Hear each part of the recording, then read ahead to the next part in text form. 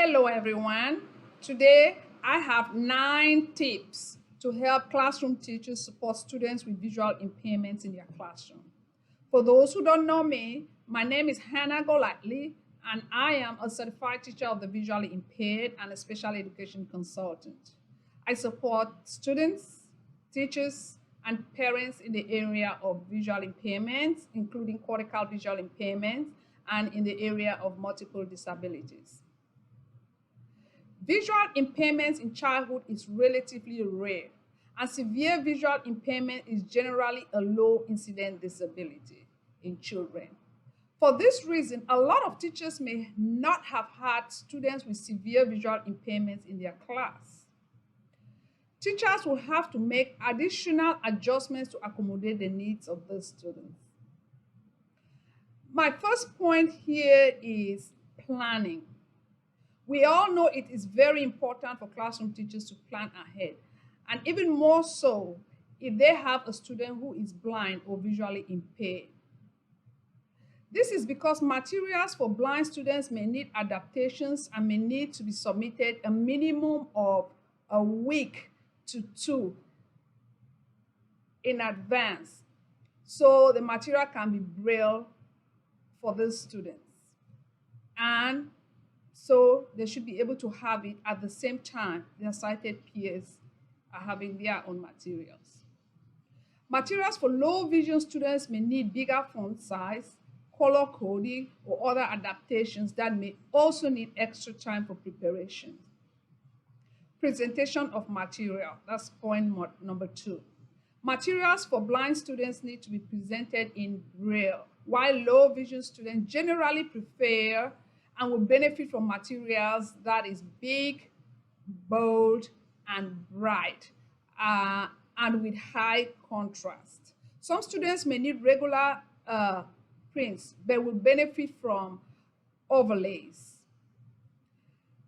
Always refer to the students' accommodations in the students' individual education plans. Point number 3, verbalize all written work. Always verbalize what is written on the board so the student can get the information and follow along, as they may not be able to see or visually process the information immediately. Be more specific and incorporate adjectives, positional prepositions, and directional concepts when speaking to a student who is severely visually impaired or blind. For example, you may say, the yellow pencil is on your desk, instead of the pencil is on your desk. You may say, the brown crayon is on the floor between your legs, instead of the brown crayon is on the floor. Let's try another example. Becky is sitting next to you on your right, instead of saying, Becky is sitting next to you.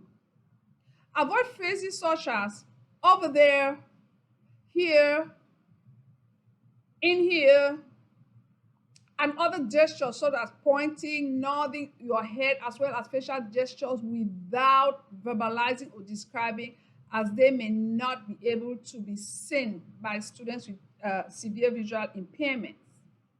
We are not stopping you from doing facial gestures because that's part of communication, but it's a good idea to always incorporate verbalizing what you are expressing. Point number 4 is how you address a student who is severely visually impaired or who is blind. Always address a student who is visually impaired or blind by their name when speaking to the student, so they may know that the communication is directed to them rather than to someone else. With limited vision, they may not be aware that someone is speaking to them without hearing their name. It is also a good idea to just address all students by name so that the visually impaired student can learn to associate names with voices of his or her classmates. Point number 5, preferential setting. Depending on the student's vision, The student may benefit from sitting either as close as possible to the board or maybe next to an electrical outlet to be able to plug in any assistive technology devices. In other instances, the student may benefit from sitting on one side of the classroom in order to favor the stronger side of the student's vision. Let me give you an example. If a student has a visual field loss, say in the left eye, they might want to sit to their left facing the board in order to maximize the right visual field. Sitting should also be away from glares reflected through the window. Encourage the student to come in front during demonstrations so they may hear all instructions correctly. Point number 6 is extra time. Students who are blind or visually impaired usually need a longer time to complete assignments. This is because it takes longer to read Braille as compared to print, and it takes longer to read large prints as compared to regular size prints. Students with visual impairments may also need breaks in between visual tasks to reduce eye strain. It is also advisable for teachers to reduce the amount of assignments for these students. The key here is to make sure the student gets the concept. So, instead of 5 questions that are based on the same concept, it could be reduced to 3 questions for the student with visual impairments. Number 7, environmental safety.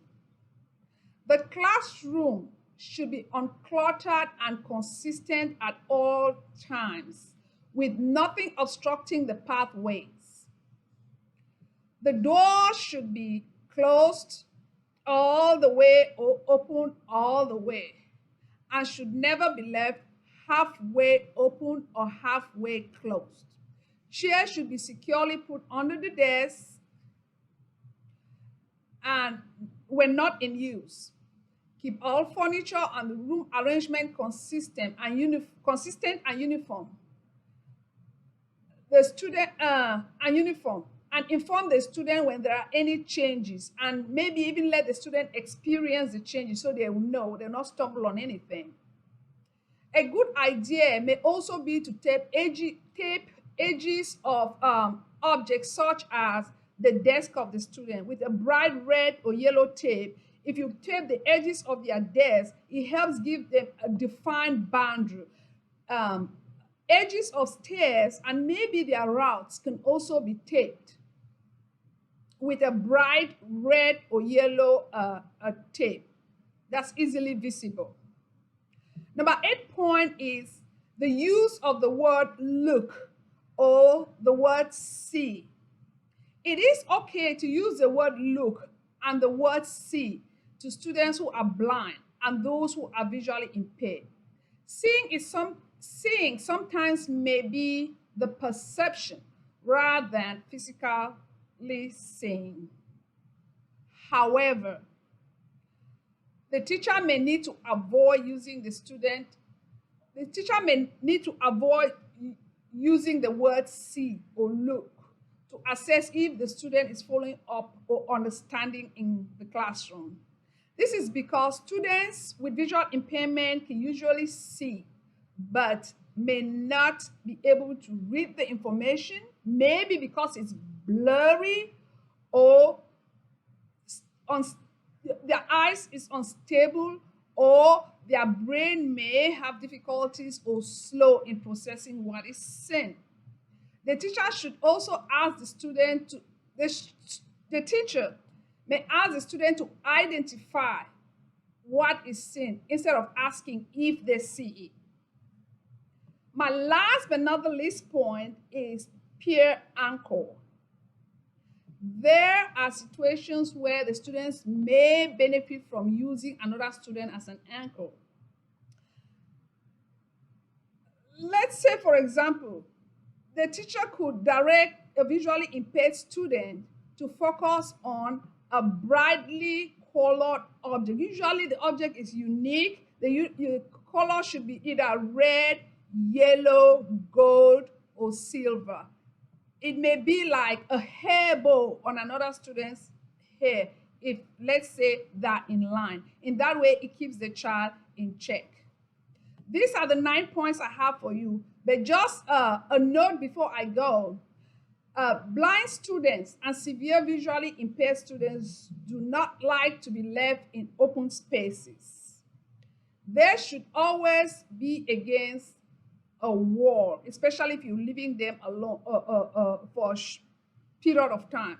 They need to be standing against a wall. They usually also have difficulties in new environments until they get familiar with the environment. That's really what I have for you today. Please like, share, and subscribe to my channel. And don't forget to visit my website at www.thebrightsideofme.com for more videos and more resources concerning visual impairments. Thank you very much.